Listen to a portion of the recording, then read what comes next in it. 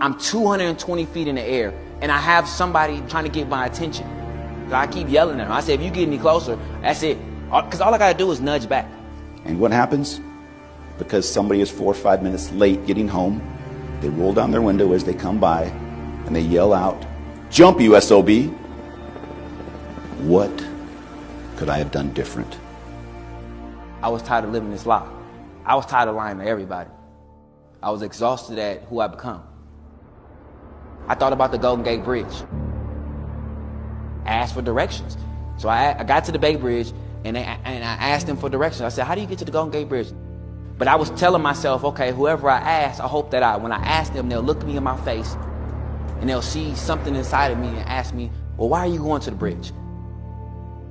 Because part of me on the inside was ready to say why I wanted to go. I mean, I was really looking for a reason to continue to live. I couldn't find anything. And the lady just looked at me in my face and gave me a plain look.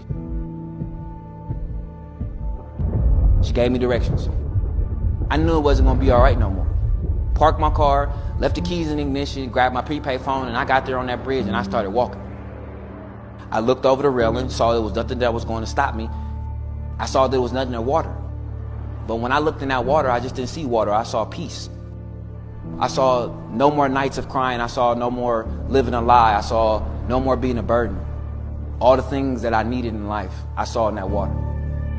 I took a couple steps back, and in the moment as I'm heading towards the railing and about to jump over, I hear a voice. Hey, is everything all right? And in that moment, it was enough of a distraction to where I grabbed the railing and turned myself on this cord. I'm 220 feet in the air, and I have somebody trying to get my attention. I'm upset. I'm yelling back and forth for him. Stay back. I'm trying to keep myself warm. I'm bundled up. So I keep yelling at him. I say, if you get any closer, that's it. Because all I got to do is nudge back. Like, that's all not even a big nudge, just a small nudge, and that's it. Finally, in my heart starts feeling like, why does he even care? Because he's not yelling at me. He's not making me feel like I'm stupid for being here. Because everything inside of me is like, man, you're stupid. You didn't put yourself in this position. You did not come here to talk. I came here because I was in pain and I was trying to get out of it. But here, after 15 minutes, this voice starts to penetrate me in my soul, and he gets a little closer, and I start to hear him. I never look up, and in that same position on that bridge, with my feet hanging off the cord, and at any moment I could do this and it could be over.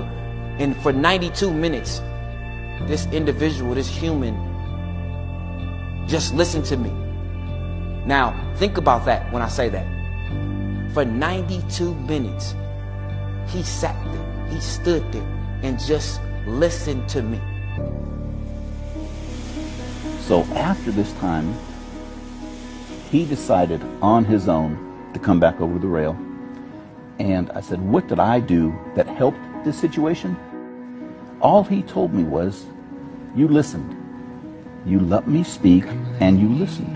That's all this guy was looking for, and I think that's what so many people are looking for. Shortly after this incident, I received a letter from Kevin's mother. Dear Mr. Briggs, I adopted Kevin when he was only 6 months old, but you are one of the reasons Kevin is still with us.